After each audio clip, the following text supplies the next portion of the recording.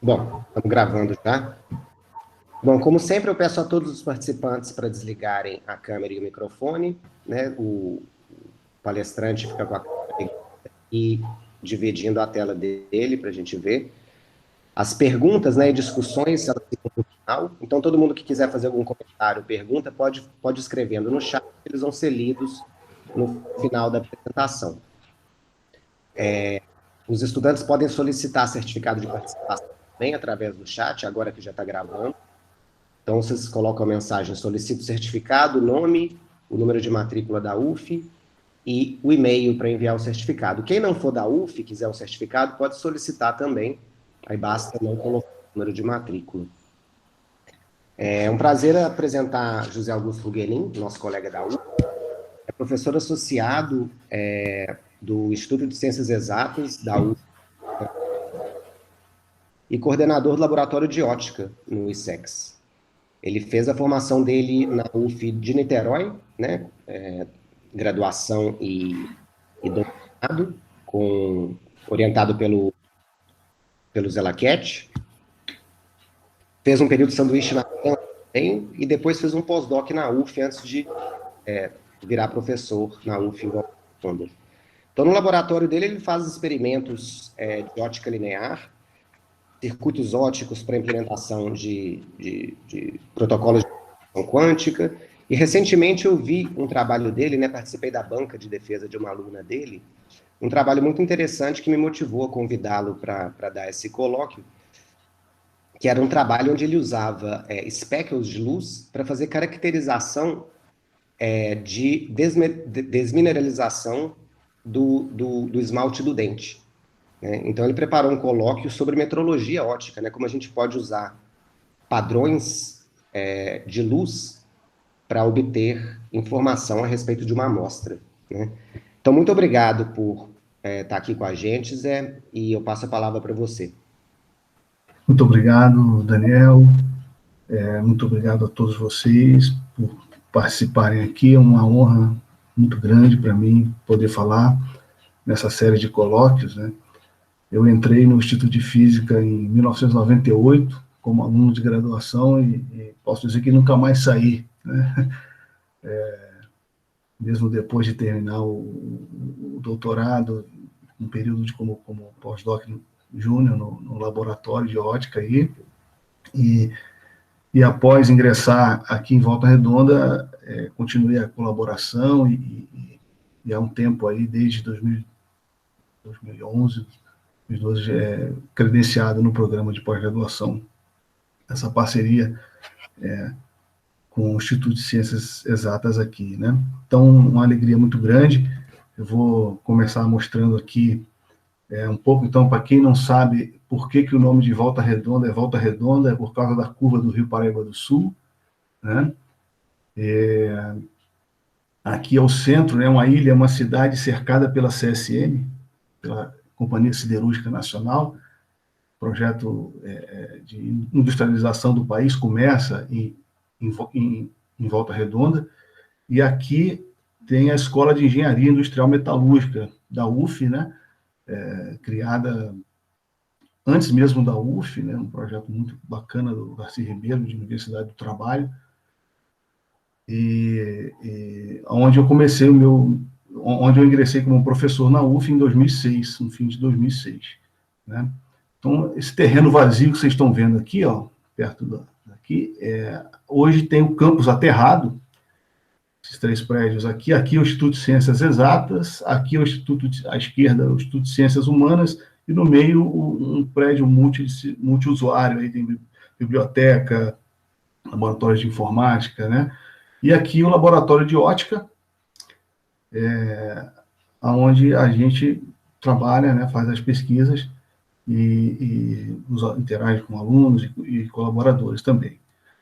O Daniel, né, essa parte aí de metrologia, eu vou falar um pouco, aí um plano de apresentação. Quando eu entrei na Escola de Engenharia Metalúrgica, eu pensei, bom, como eu posso trabalhar para contribuir, né, com o desenvolvimento acadêmico dessa unidade.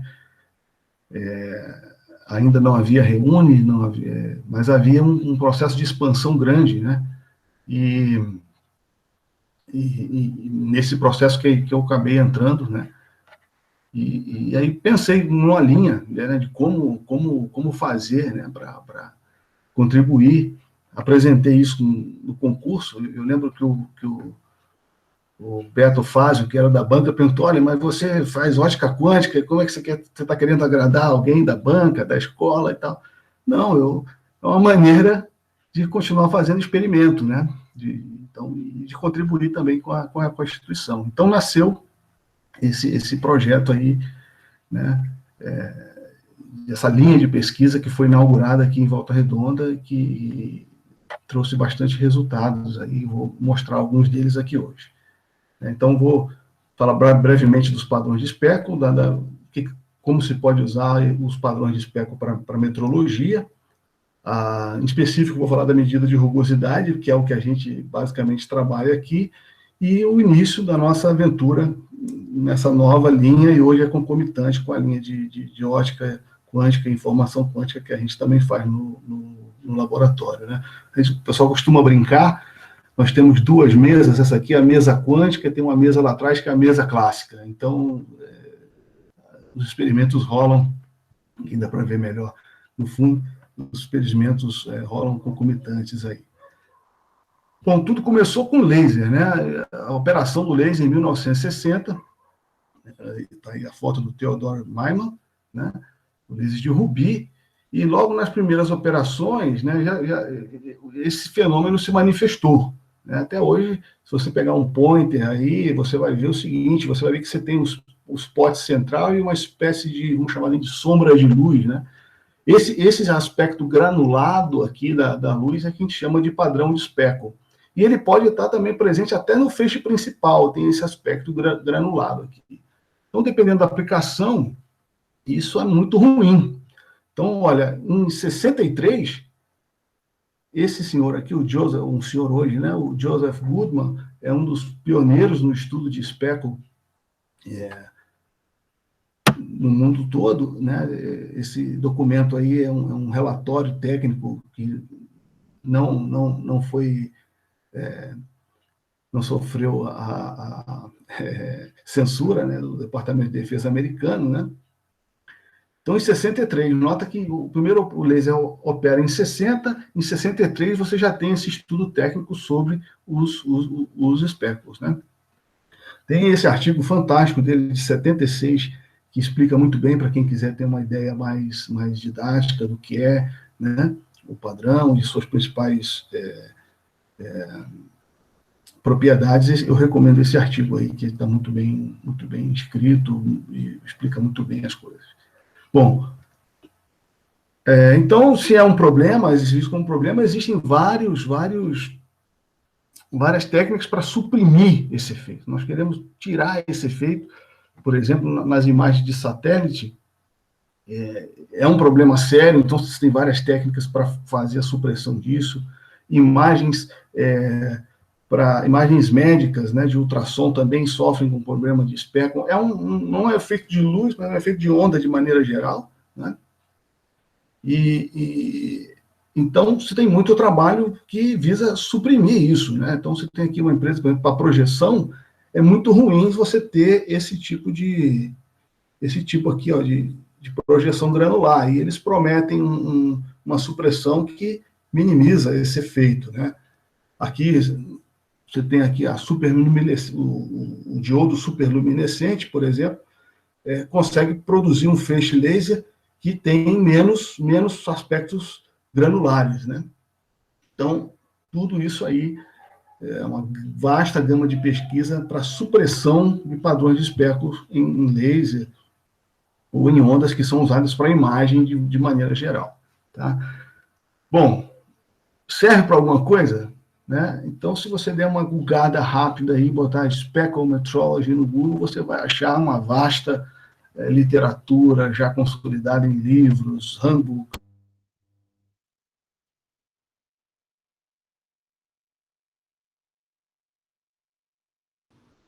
Ô, José Augusto, acho que o seu microfone desativou.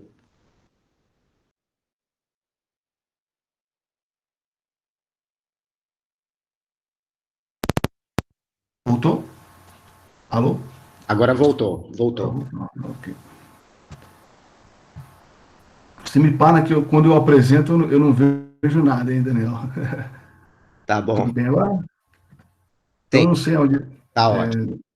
Né? Então, tem uma vasta gama de trabalhos que usam esses padrões, esse efeito como ferramenta para metrologias, de vários tipos, né?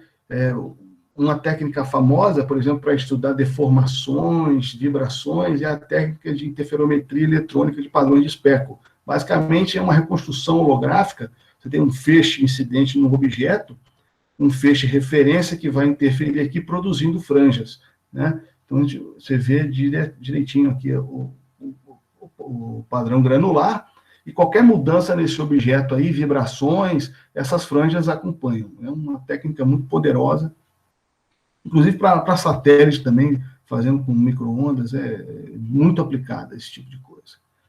Para a rugosidade, né, tem uma vasta gama de trabalhos que começaram a aplicar. Se a gente olha aqui, eu estou mostrando aqui exemplo de duas superfícies rugosas, né?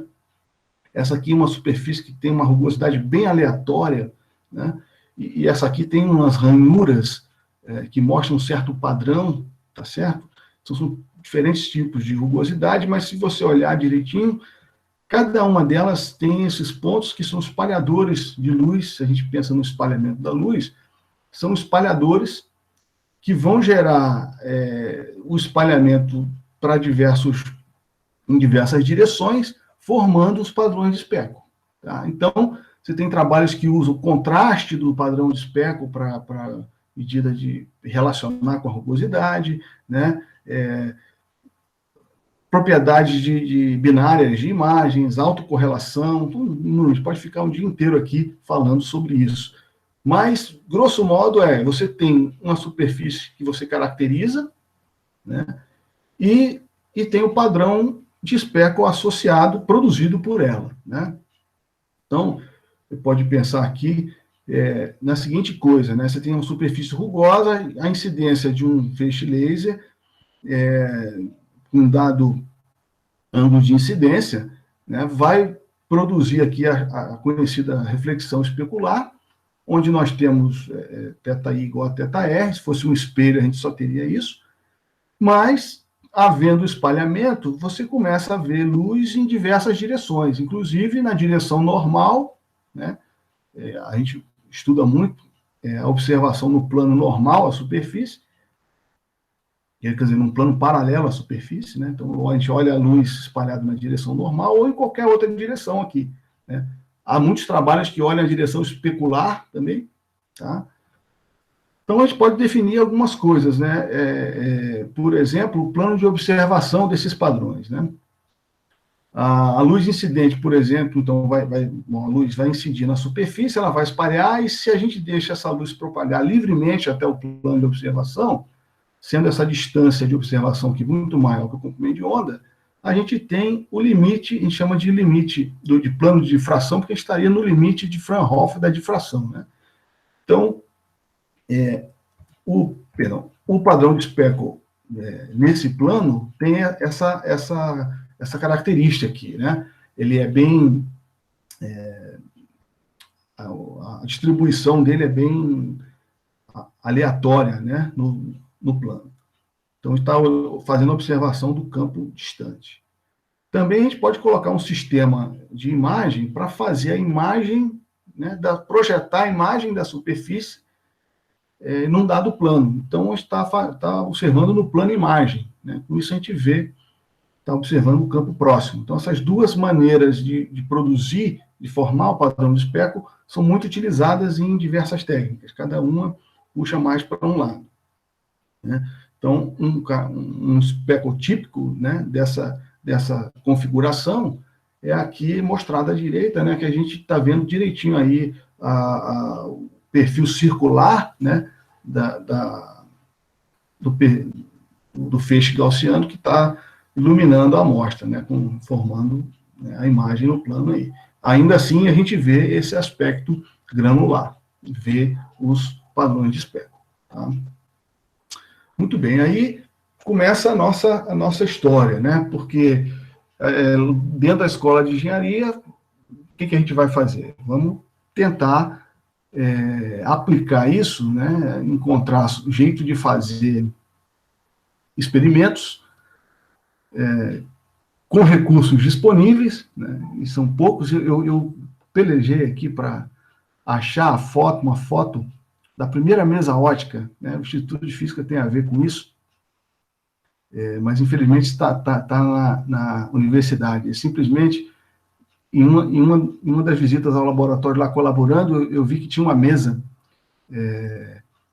o Gildo tinha colocado uma mesa lá de fora do laboratório, e eu pedi essa mesa, fiz um escambo com ferros para pegar uma outra mesa com uma tampa de mármore. O Zé Laquete conseguiu um tampo metálico para poder afixar os instrumentos óticos, e com auxílio instalação da FAPER de 6.000, comprei uma câmera CCD e um laser de diodo. E assim começou a pesquisa em ótica em Volta Redonda. Uma mesa super simples, com amortecimento de espuma. Saiu o resultado desse primeiro trabalho aqui, que foi publicado em 2011, uma revista de ótica aplicada, né, ligada à engenharia, que é usando o expoente Rust, né? Tendo em vista que você tem uma distribuição do feixe luminoso, uma ferramenta poderosa é usar ferramentas estatísticas para fazer análise desses padrões, tá? Então, basicamente é o seguinte, né? Então, imagina que você tenha um padrão de speckle, e aqui a gente pode traçar aqui um perfil, essa linha vermelha traça o perfil, e aqui você tem a intensidade. Essa imagem aqui é uma imagem de 8 bits, e eu posso, em tons de cinza, a gente fala, né? Preto e branco, tons de cinza. Quanto maior é o brilho em um dado pixel, né? Você pode ter até 255 tons. Então, você vai, um pixel sem iluminação nenhuma, ele tem um tom de cinza 0, e o pixel com a máxima iluminação possível tem 255. Né? E aqui, a partir daí, ocorre a saturação. Se a intensidade luminosa aumenta, né, o tom de cinza não aumenta, você está então saturado e você perde sensibilidade. Mas se você traça esse perfil, o que você tem aqui é uma espécie de série.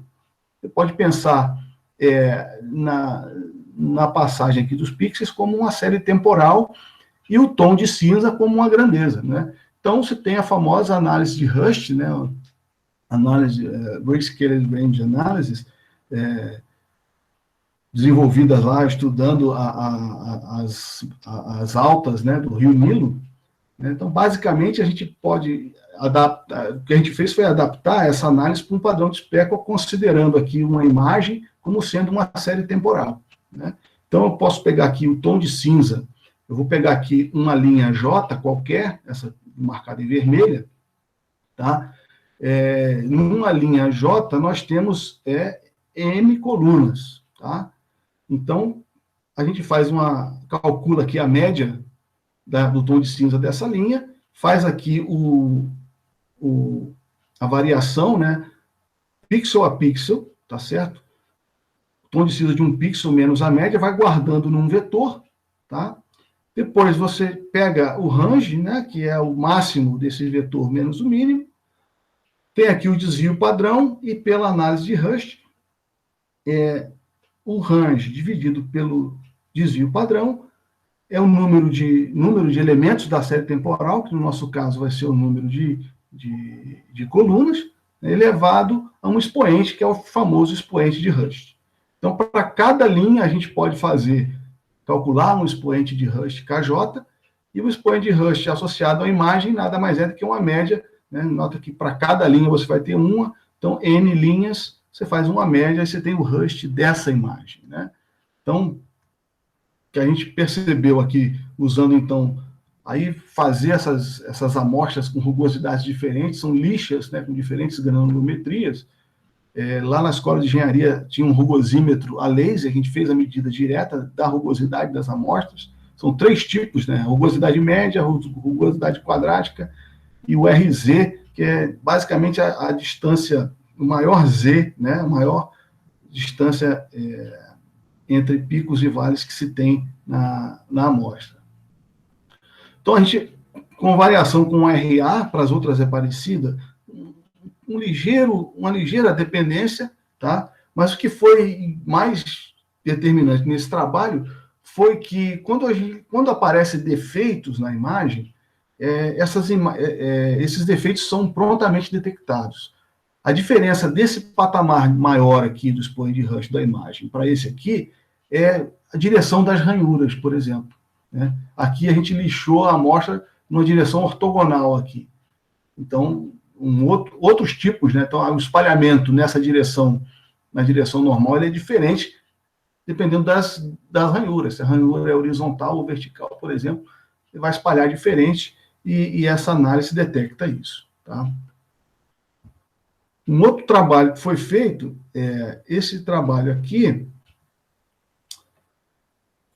só falar, o Anton Sampaio é aluno de engenharia mecânica, que era meu aluno de iniciação científica, né? O Lobão é um professor da escola de engenharia, um grande amigo, né? O Luiz Carlos da escola de engenharia de Niterói, o Paulo Ascioli aí do Instituto, o Ladário, que hoje está aqui, né? Esse trabalho aqui foi uma iniciação científica do João Batista, também um aluno de engenharia mecânica, onde a gente usou um outro tipo de análise estatística, é a razão B sobre D. Aqui eu tenho uma imagem, né, do padrão, que é em tom de cinza, e a gente pode produzir aqui, então eu tenho aqui, olha, uma distribuição de luminosidade por pixel que varia de 0 a 255, tá?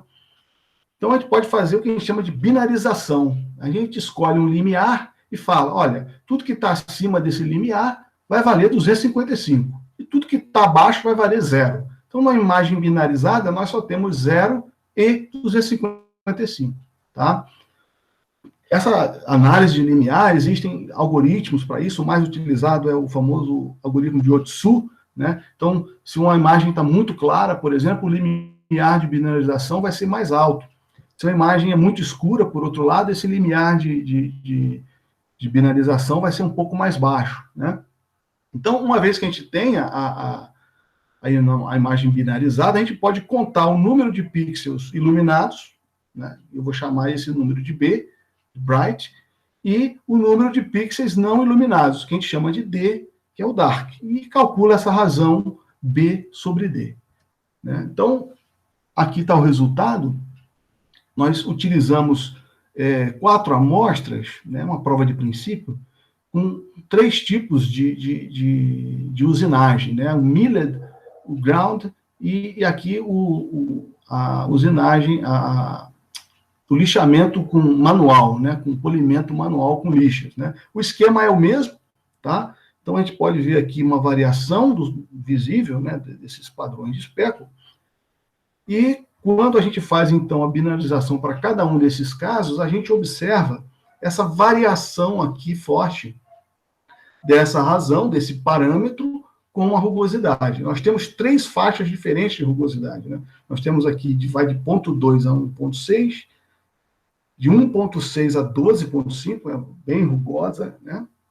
E aqui de 0,1 a 0,26, tá? Para cada uma desses conjuntos, a gente escolhe uma intensidade de laser incidente para podermos ver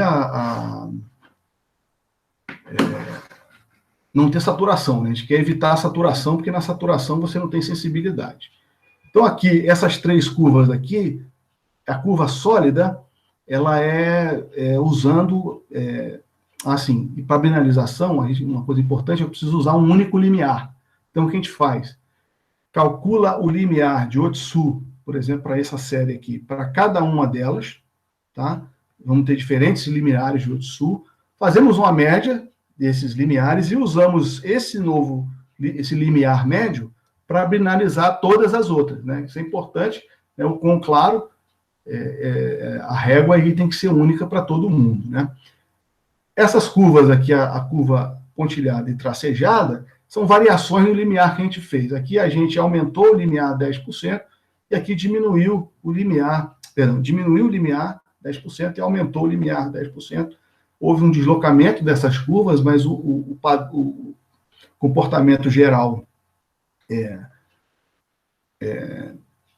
se manteve, né, com um aumento, e aqui, olha, nessa faixa aqui, interessante, tem um comportamento bem forte, né, nessa faixa de variação aqui de 0,18 a 0,26 microns, tem uma variação forte, né, e aí foi uma coisa bem interessante, que foi a primeira vez que uma empresa nos procurou, uma siderúrgica multinacional, que não é a CSN, entrou em contato, né, viu o artigo, entrou em contato para saber que ele é interessada na técnica para caracterização de peças metálicas dele. Essa faixa aqui, em geral, a rugosidade que as siderúrgicas, a qualidade que as siderúrgicas produzem, tá? Foi uma conversa bem interessante. Felizmente não andou, porque o tempo, né, o tempo que você tem essa medida, ele é muito longo comparado aos tempos, por exemplo, em que chapas metálicas são produzidas. Eu visitei aqui a linha de produção da CSN, é uma coisa fantástica a produção disso, né? As chapas correndo, sendo acumuladas, numa espécie de esteira que vai aumentando a distância aqui para se acumular, enquanto a linha lá tira um rolo e põe o outro. Figuras de lisajus, linda, né? Coisa que só a física consegue ver quando visita um pátio de indústria. Mas, bom, o tempo, né, de processamento para a gente obter essa medida aí, ele é muito longo comparado às demandas que as empresas têm, tá? Então, mas, em princípio, você pode ter aqui, ó, né, conhecendo, né, a sua produção, você pode construir uma curva de calibração e, uma vez obtendo o padrão de especo, calcula a função inversa aqui e acha a rugosidade. É sempre uma medida indireta, né? Todas essas técnicas são medidas indiretas de rugosidade, ou seja lá qual for a grandeza que você está medindo, tá?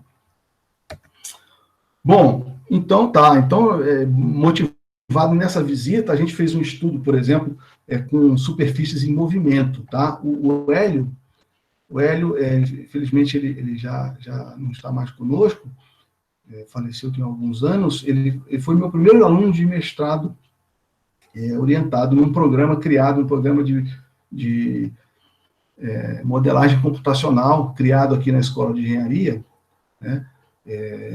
Esse trabalho aqui foi a dissertação de mestrado dele, tá? Basicamente, a gente produziu, né, o mesmo esquema, só que agora a gente tem um motor que pode fazer a peça, né, em nosso caso foi uma barra de torno de 10 centímetros, que pode se mover com uma velocidade baixa, né, mas um pouco variável, né? Então, aqui a gente fez o Point Rust, preparou a amostra, né, com o mesmo acabamento. Eu tenho uma amostra aqui, essa aqui é para uma amostra de aço, essa aqui é para uma amostra de alumínio, uma barra de alumínio comercial, tá? Então, aqui uma caracterização dela estaticamente, a gente para aqui, tira uma foto, calcula o Point Rust, e assim por diante, tá? Aqui, então, com a amostra em movimento, tá? Com diferentes velocidades, e aqui a gente tem uma calibração para a posição da amostra. Então, tanto para o aço quanto para o alumínio, tá? Basicamente, a gente faz a gravação de um filme e calcula esse Point Rust para cada frame, né? A nossa câmera é capaz de fazer 30 frames por segundo, então, 10 segundos você tem 300 frames, analisa cada um desses frames, e nota que quanto maior é a velocidade, né, você tem menos dados, né, porque você vai mais rápido, pega menos partes da imagem, né, menos posições são fotografadas, vamos colocar assim, tá? Então, quando a gente introduz defeitos, tá, esses defeitos são revelados. Estão revelados de forma muito precisa, por exemplo, a posição, o tamanho do defeito, por exemplo, tem uma precisão muito boa nisso.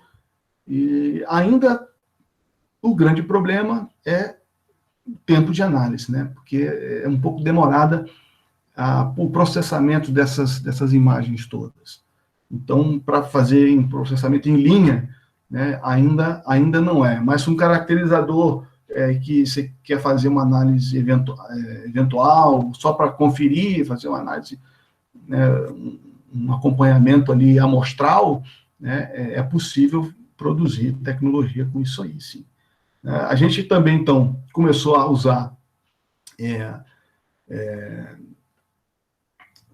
diferentes tipos de luz. A gente usou os modos de Laguerre, por exemplo, para produzir os padrões de especo. Esse trabalho foi trabalho de mestrado do Marcelo, que, bom, semana que vem vai defender o doutorado dele já. Esse trabalho, então, foi a primeira dissertação de mestrado feita no programa, né, do Instituto de Física, integralmente em Volta Redonda. Antes eu tinha orientado o Romero, mas ele fez os experimentos aí em Niterói, e o Marcelo foi a primeira dissertação de mestrado com resultados produzidos totalmente em Volta Redonda.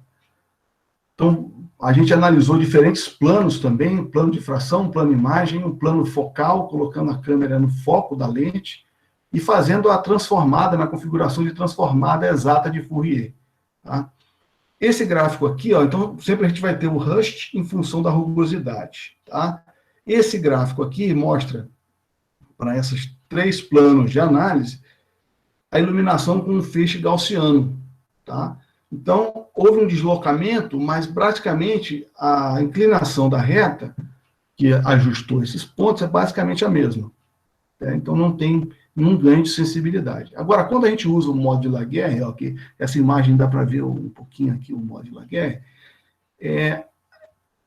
os planos focal e transformada de Fourier, a curva, né, a reta, houve um ganhozinho na inclinação da reta, que aumentou, produzindo um potencial aumento de sensibilidade usando vórtices óticos. Tá? A gente fez uma conta para convencer o referi, que foi o seguinte: a gente calculou a intensidade da transformada de Fourier de um modo de Laguerre de primeira ordem, que foi utilizado, com o modo de Laguerre gaussiano. Essa razão aqui é da ordem de 10 a 30, perdão, 10 a 3. Então, é maior a transformada de Fourier para o modo de Laguerre, a intensidade, né, da transformada de um modo. Então, isso então justifica, por exemplo, por que a gente ganha esse aumento, porque você vai ter mais luminosidade, né, nesses planos aqui. Tendo mais luminosidade, o padrão de Rush, o expoente de Rush vai ser um pouco maior. Tá? E aqui é um trabalho da Ana Lia, que foi uma outra aluna de mestrado do programa de Física.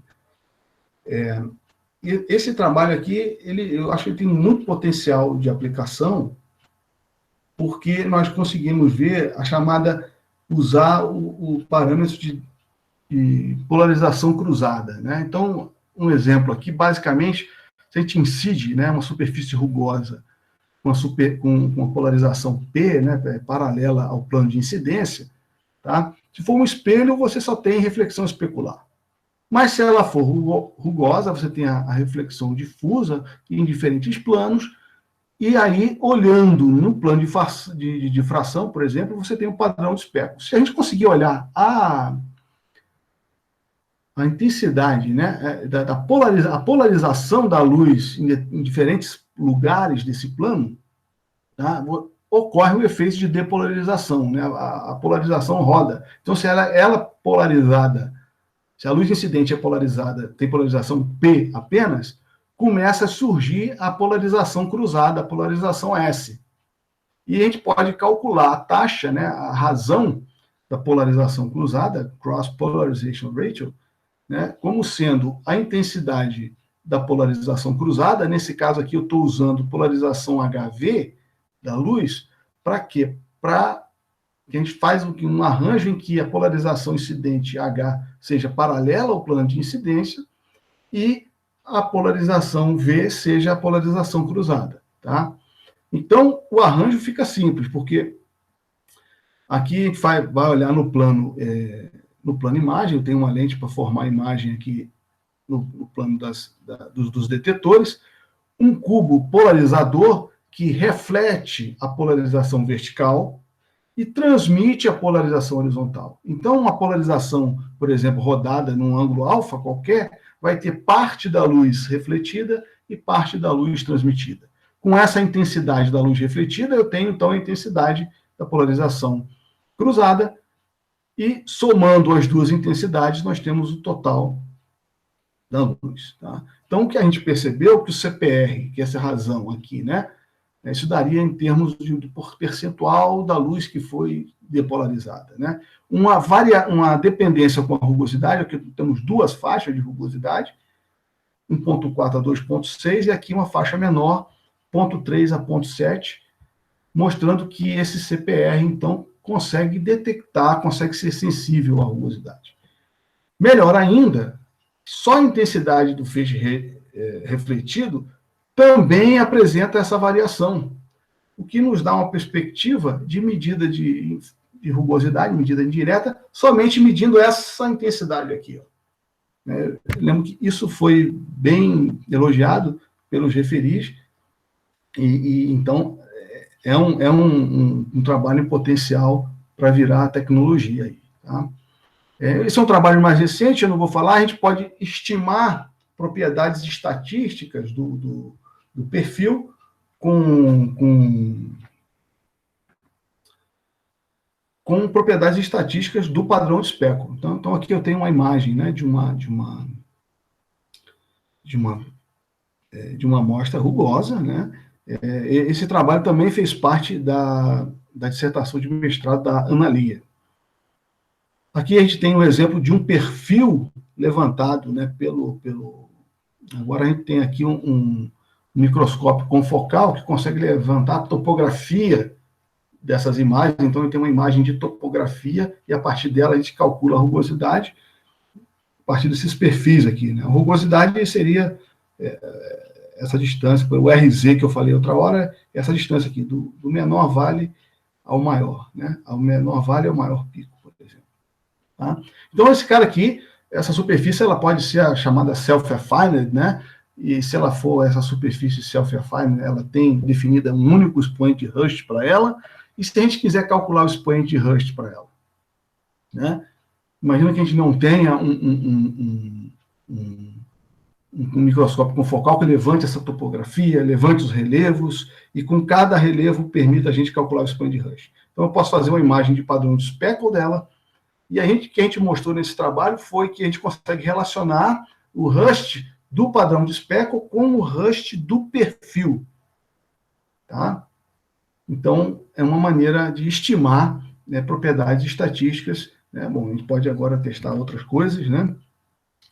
Com isso aí, outras propriedades, né, a partir do padrão de speckle. Fizemos vários outros trabalhos usando o limiar de Tissalles para binarização, dimensão fractal dos padrões de speckle, tá? Então, tem um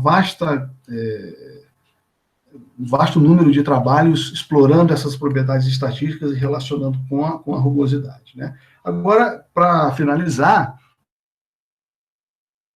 esse trabalho não está publicado, a Vitória defendeu na semana passada, né, a sua dissertação, e esse trabalho foi submetido para a Applied Optics, que é o diagnóstico de desmineralização dentária.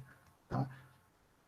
Então, basicamente, falando o que é a desmineralização, né, então aqui tem uma imagem de um dente com a desmineralização muito grande, né, a coloração dele muda, ela pode ser produzida quando a gente come coisas ácidas, por exemplo, toma muito refrigerante, né? O organismo restitui isso através da saliva, por exemplo, consegue remineralizar esses dentes, mas se a gente não tiver os devidos cuidados, essa desmineralização abre porta para cáries, por exemplo. Em geral, quando um dentista vai diagnosticar visualmente isso,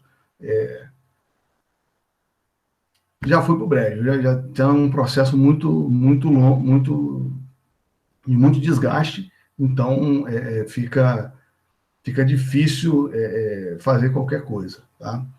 Bom, então existem técnicas para foram propostas algumas técnicas de análise de speckle, e a Vitória, quando começou o trabalho dela, sempre demonstrou essa vontade de de aplicar em biofísica, em sistemas biológicos, né? E tivemos a interação com a professora Adriana Marques Nunes, era professora da Unifor, fez o doutorado na Escola de Engenharia aqui, no programa de PPGEM, interagiu conosco lá bastante.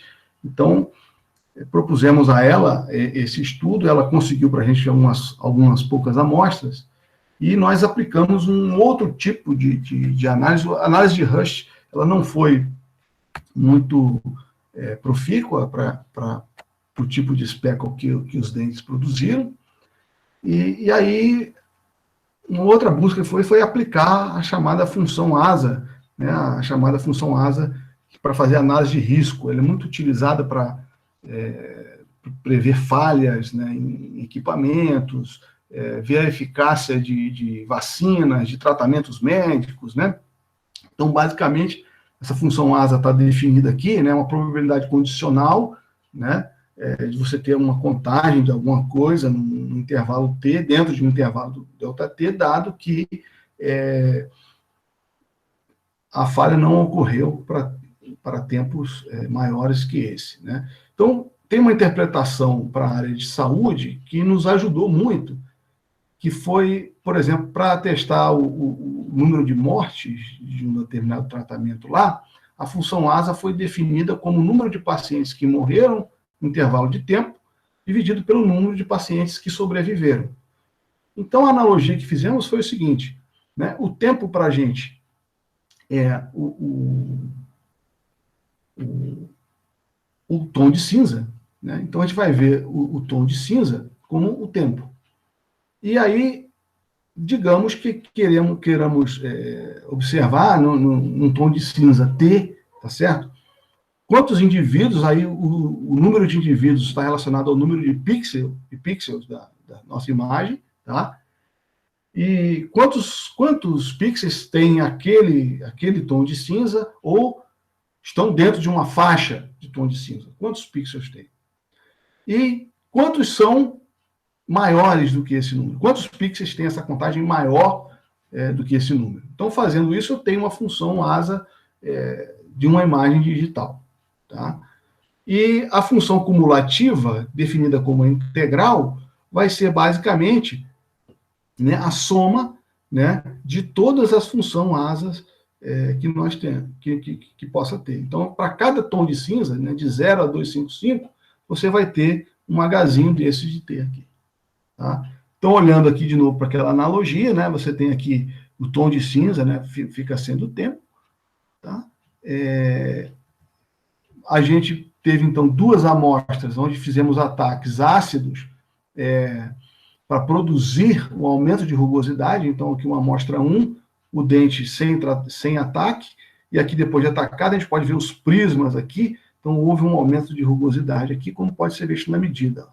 Esse aqui foi um ataque de 30 segundos. A gente fez um ataque artificial para rapidamente poder mudar a rugosidade.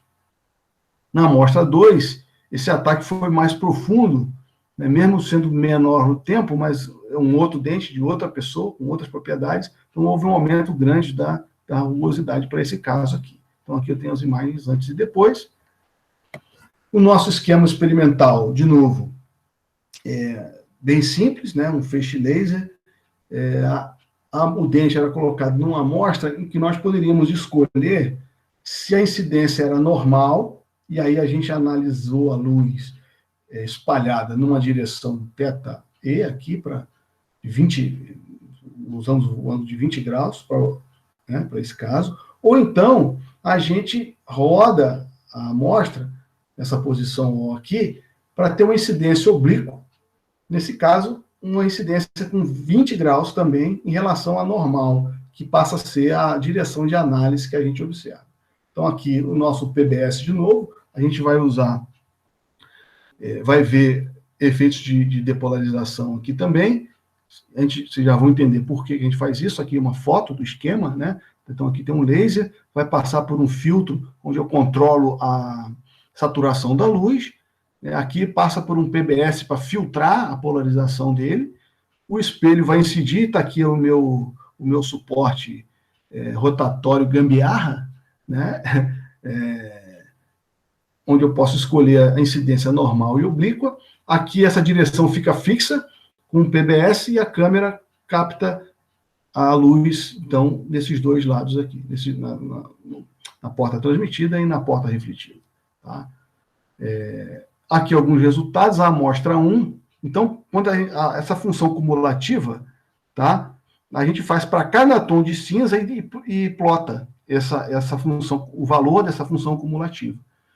Então, H aqui significa o padrão de Speckle da porta H.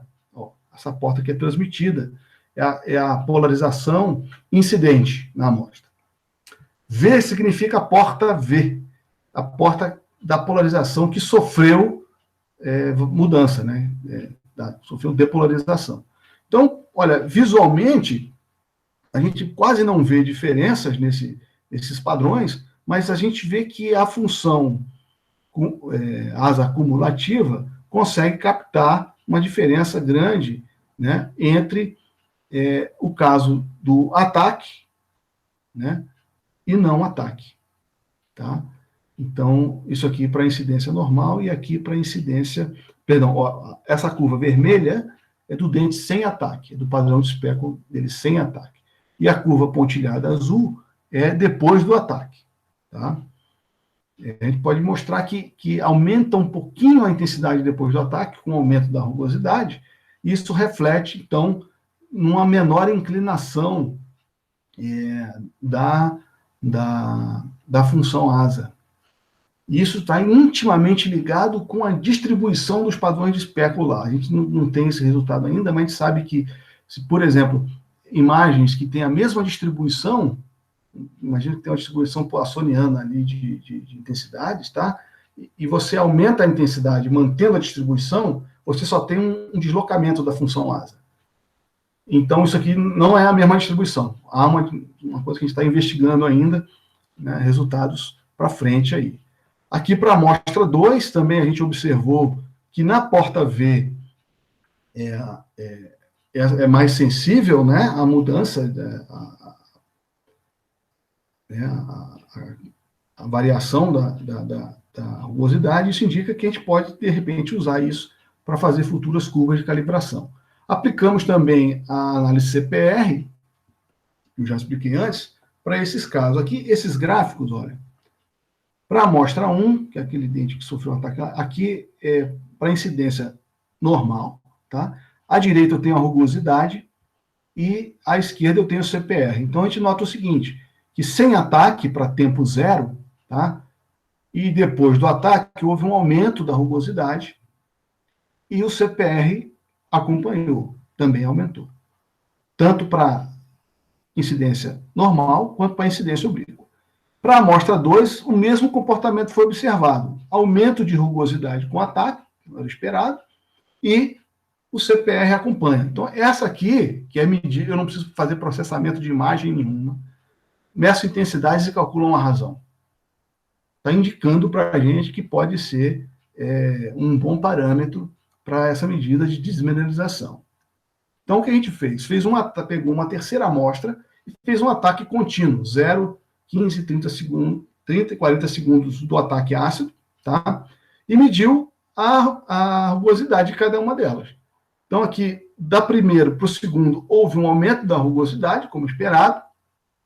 Depois, você vai atacar mais, pode ser que aumente, deveria aumentar a rugosidade, nem sempre, né? Então, quando você faz um ataque ácido, o que você tem é que você aumenta aqueles vales e picos, né? Quando você ataca de novo, você, ao esburacar mais, você acaba destruindo e tapando esses vales, contribuindo para uma diminuição da rugosidade. Isso já foi observado em trabalhos de corrosão em peças metálicas. Então, aqui, se a gente continuasse atacando, provavelmente, talvez tivesse um aumento da rugosidade comparado com a última, tá? Mas, então, o que a gente observa é o seguinte, para a incidência normal, olha só, toda vez que há um aumento da rugosidade, o nosso parâmetro aqui, calculado a partir do padrão de Speckle, também aumenta. Se a rugosidade diminui, o CPR também diminui de acordo. Tá? Acompanha isso, tá? Então, aqui, para incidência oblíqua, também observamos esse comportamento de acompanhamento. Tá? Então, essa foi o resultado aí que obtivemos. Tá? Vamos agora brigar aí, está em processo de avaliação, né, o trabalho, e esperamos ter uma breve resposta positiva de aceite no trabalho. A Vitória gostaria de continuar isso aí, nós temos possibilidades de fazer outros estudos com fibra ótica, eu acho que o meu tempo está bem avançado, mas eu já cheguei no final, né, o laboratório lá, que a equipe, né, eu mesmo, o Ladário, também do Departamento de Física, a Silvânia, que trabalha no Departamento de Ciências Exatas da Escola de Engenharia, colabora conosco lá, é pesquisadora lá. A Silvânia fez a graduação dela no Instituto de Física também. O Wagner é professor do IFRJ, foi meu aluno de doutorado. Né, aqui os alunos de doutorado, os alunos de mestrado. Bom, a Vitória já tinha que sair daqui, ela já defendeu, vai pular para a linha de cima aí em breve. Aí. Certo? Bom, obrigado pela atenção e espero não ter feito vocês dormir aí, tá? Agradece, Augusto. Foi ótimo o colóquio. Acho que ninguém dormiu, não. Eu vou lendo para vocês, tá? A primeira delas é do Lamego. Ele pergunta como é feita essa análise. Acho que ele se refere à linha de produção siderúrgica, né, que você comentou. Sim. Sim. Então, a rigor, o que poderia ser mais... Vou botar aqui o cara aqui. O que poderia ser mais parecido é a análise em movimento, né? Vou pegar aqui. É o que seria mais parecido. Aqui, imagina que você tem a linha, que são as chapas metálicas sendo produzidas, né? E você tem um laser incidindo numa mesma posição e a luz espalhada gera o padrão de especo. E você teria aí um computador que faria esse processamento e ia monitorando o valor do span de Rust. Tá? Vale notar que isso é feito no olho, tá? Tem um operário que fica olhando uma tela enorme assim, olhando para ver se não aparece Aí só defeitos muito graves são observados, tá? Mas ainda não tivemos sucesso em montar isso, né? Bom, em 2014 a gente assinou um termo de cooperação da UF com a CSN, uma crise econômica grande aí, e a CSN acabou adiando vários projetos. Então, a gente tem essa vontade de levar o laser para... A proposta de mestrado da Ana Lia era fazer lá. Né? Então, basicamente é isso. Você tem a linha de produção, a chapa vai correndo, o laser gera o especo, você processa isso, né? E dá um número, você não precisa ficar olhando, né? Mas esse processamento de imagem digital, ele às vezes, né, aí ficaria mais caro a coisa, como? Comprando um computador melhor, né? Computador mais rápido, vendo maneiras de suprimir dados aí para tornar mais ágil o processamento, tá? Por isso que aquele trabalho de medida de intensidade, né, tem grande potencial, porque se você fica controlando uma intensidade ali, né, qualquer variação brusca da chapa vai dizer, olha, houve uma mudança aí, um aumento de rugosidade, ou algum risco, algum defeito, né? Então, basicamente, essa é a ideia. Então, é uma preocupação na indústria, né, siderúrgica, monitorar a rugosidade das chapas metálicas produzidas. Né? É uma preocupação dele, sim, né? Mas, assim, eu acho que eles vão apagando incêndios, né? A gente ajudou a apagar alguns ali, descobrir determinadas coisas, mas quando acontece isso, você perdeu um monte. Você tem material que vai ser perdido e aí joga fora. Quer dizer, não joga fora, você joga no forno de novo, né? Joga na panela de novo, derrete e vai embora. O Laje pergunta se você já desenvolveram algum trabalho analisando esse tipo de rugosidade no nível nanoscópico. Eu lembro as rugosidades típicas que você mostrou, elas estão no nível de algumas dezenas de micrômetros. Assim. Sim. Dá para fazer para analisar a rugosidade na escala nanoscópica também? Então, você está limitado, né, ao comprimento de onda, né? Então, quer dizer, os espalhadores, né, quer dizer, se você tem uma superfície cuja rugosidade é nanoscópica, ele praticamente não vai espalhar, vai ser quase um espelho, né? Então, você tem essa dificuldade. Então, acredito que seja difícil fazer. É claro que você vai fazer com ultravioleta, aí você teria que fazer o quê? Você teria que diminuir o comprimento de onda, ir para radiações com comprimento de ondas menores. E aí funciona. Aí eu acredito que funcione, mas aí você precisa de um laser com comprimento de onda menor. Né? Sim. O Daniel Jonathan te agradece, dá parabéns pelo colóquio e faz duas perguntas.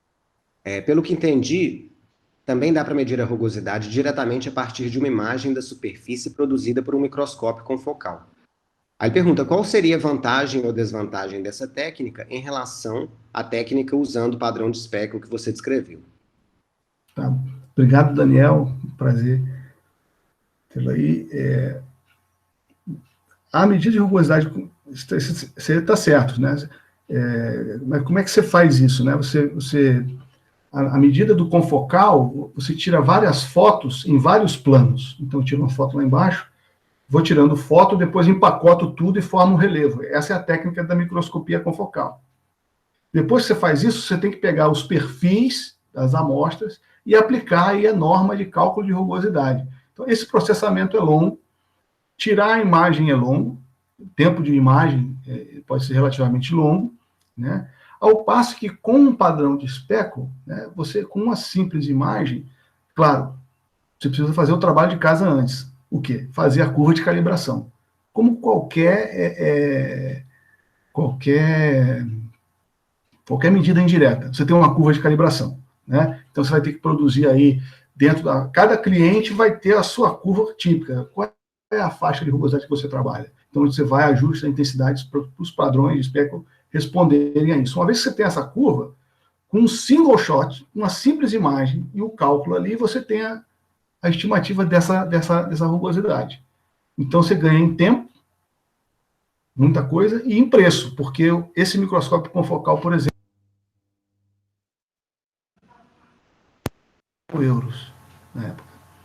E aí o laser, para fazer esse tipo de padrão, né, você não precisa de um laser com uma largura de linha super fina, você pode, né, com 6 mil eu montei o esquema, né, para fazer. Então é mais barato, pode ser mais rápido, né, toda essa pesquisa que a gente fez aí em termos de medida de intensidade, a gente vai olhar bastante para isso agora, pode dar bastante vantagens, tá? Legal.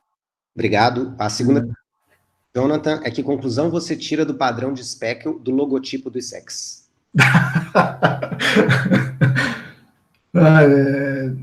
Aí só dá para fazer imagem afetiva, né? É um relacionamento afetivo grande que eu tenho.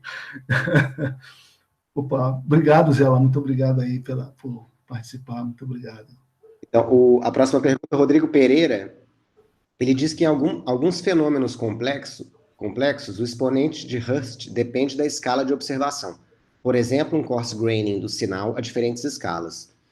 Um comportamento como multifractalidade. Vocês já observaram isso em alguma situação ou conhecem algum setup que poderia levar a isso? Obrigado pelo ótimo colóquio. Obrigado, Rodrigo, pela pergunta. Obrigado, Feliz. Gostou? A gente não fez nenhum estudo. De fato, você pode... tem aí um campo, né, bem rico de investigações que podem ser feitas, né? Mas a gente não chegou a estudar esse tipo de coisa, né? Mas acredito que seja possível, né? Variando, por exemplo, as escalas que a gente pode variar, eu não sei se deu para perceber aqui, né? eu acho que eu não coloquei aqui. Bom, esse padrão aqui, por exemplo, eu estou partilhando a tela ainda?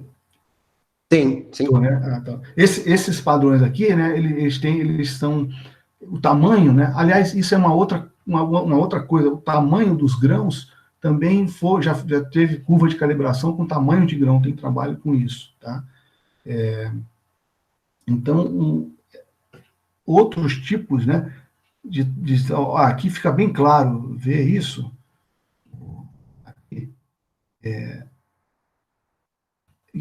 O tamanho desse grão aqui é menor do que em cima. Ele é o grão é mais fininho. Então, esse tipo de análise, em termos das escalas, né, do tamanho do grão, pode ser feito assim, mas ainda não fizemos. É uma ótima observação. Ótimo. O Paulo Scioli parabeniza pela linha de trabalho consistente e produtiva e diz que tomara que possamos continuar colaborando. O Paulo, um colaborador querido aí, foi meu professor de ótica. Então, Ela dá parabéns pelos trabalhos e pelo excelente colóquio, diz que tem que sair agora, mas gostaria de propor uma medida envolvendo a singularidade dos vórtices após o espalhamento pela superfície rugosa. E fala que depois vocês podem discutir a respeito. maravilha. O Zé Laquete é um grande apoiador, né? Devo bastante a ele todo o ensinamento, né? E a paixão pela ciência que ele sempre demonstrou é contagiante nos alunos dele. Eu me sinto privilegiado de ter tido a oportunidade de trabalhar com ele no doutorado. O Gabriel Bier, ele te dá parabéns pelos trabalhos e pergunta se você sabe se existe algum limite teórico para a precisão da medida de rugosidade.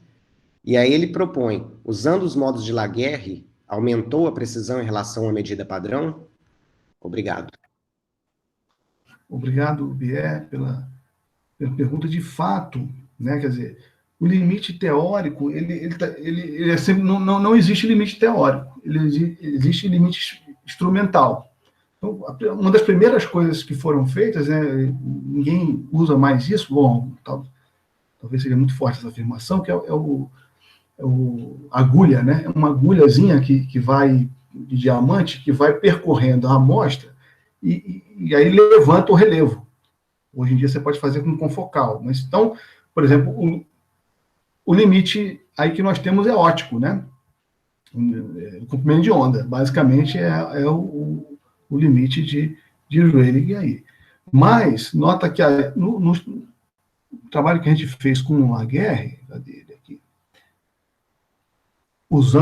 iluminando com vórtice, o que a gente viu é que houve uma maior variação do expoente de Hurst produzido por isso, pelos vórtices ópticos, claro, nesses planos de observação aqui, no plano focal e na transformada de Fourier. Então, a curva aqui, olha, você vê que aumenta o coeficiente angular, né, que basicamente é a precisão aí. Então, houve um aumento de precisão, né? Por exemplo, uma pergunta que é pertinente até para colaboração aí com o laboratório será que luz esquisada dá uma melhor precisão para a gente? Ela consegue ser mais sensível, né? Se diminui, bom, aí talvez precisasse de um limite de fotocontagens para isso, talvez. Então, basicamente o limite, né? Porque as definições de rugosidade, se você tem um relevo, você tem tudo. Então, claro, você vai numa FM, né? Numa FM e levanta a rugosidade nanoscópica e você tem um perfil. Aplica as definições normadinhas, as normas que existem, pronto, você tem a rugosidade. Então, a limitação não é teórica, ela é realmente de instrumento. Tá certo. Bom, essa do BF foi a última pergunta, então vou pedir para todo mundo agradecer ao José Augusto de novo. Tóquio.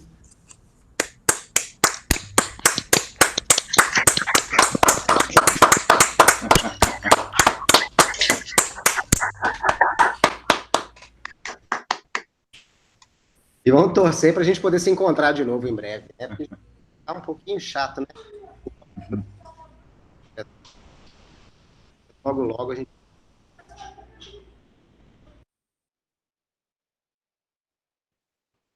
Acho que o seu microfone está desligado, Zé. Alô? É que tá velho mesmo aqui, tá pedindo outro. Tem que achar a posição da câmera. Obrigado a todo mundo aí, foi um prazer grande. Obrigado, Daniel, pelo convite. Um prazer enorme falar nesse ciclo de colóquios aí, uma honra para mim. Né? Fui, como falei, entrei em 2098 como aluno e nunca mais saí do Instituto de Física. O Instituto de Física da UF jamais saiu e sairá de mim. Tá? Muito obrigado aí a todos. Tá bom, tem vários agradecimentos aí no chat, depois eu vou te mandar o texto, né, que a gente grava, e hoje à tarde o colóquio já vai estar no canal YouTube também, eu te mando o link. Tá, joia. Muito obrigado. Obrigado pelo convite. Obrigado a todos aí. Tchau, tchau. Tarde, tchau, tchau.